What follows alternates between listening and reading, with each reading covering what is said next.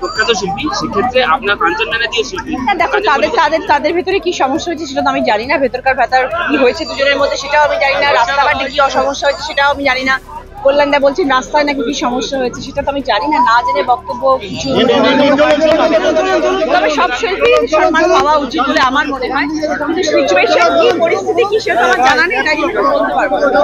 আপনার নামে তো পোস্টার করেছে, আপনার বিষয়টা কি বলবেন? আমার নামে কি বললো আবার?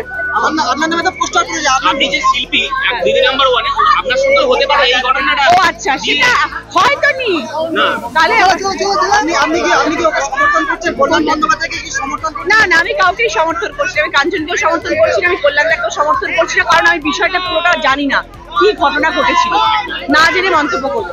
ইলেকশন করতে হবে, আমার ইলেকশনটা দরকার। আমি আগে তো গ্রামের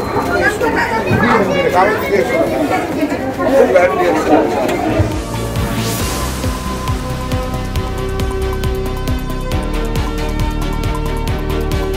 যে একটা পোস্টার যারা মেরেছে তার তলায় কারা মেরেছে, কোনো ব্যক্তি বা সংস্থা কারা মেরেছে তার নাম থাকা উচিত। এখানে সেসব নেই। রাতের অন্ধকারে যাদের জনসমর্থন নেই সেরাম কোনো ব্যক্তি বা দলের পক্ষ থেকে এইসব পোস্টার মারছে, এতে কোনো প্রভাব মানুষের মধ্যে পড়বে না। মানুষ এবার নরেন্দ্র মোদী এবং তার দলকে পরাজিত করবে। তৃণমূলের জামানায় শিল্পী হোক চাই সাহিত্যিক, কারোরই কোনো মূল্য নেই। এটা আর নতুন কিছু নয়, এর আগেই আমরা দেখলাম বলাগড়ে বিধায়ককে নিজে নেমে পড়তে হলো। কারণ কি, স্টেজের উপর বলাগড়ের বিধায়ককে যেভাবে মান সম্মান হানি করা হয়েছে, তৃণমূলেরই একটা অংশ করেছে, বাধ্য হয়েছে তিনি নিজে মঞ্চ ছাড়তে। আজকে আবার দেখছি যে তৃণমূলের যিনি শ্রীরামপুরের সাংসদ কল্যাণ বন্দ্যোপাধ্যায়, তিনি কাঞ্চন মল্লিককে গাড়ি থেকে নামিয়ে দিচ্ছে।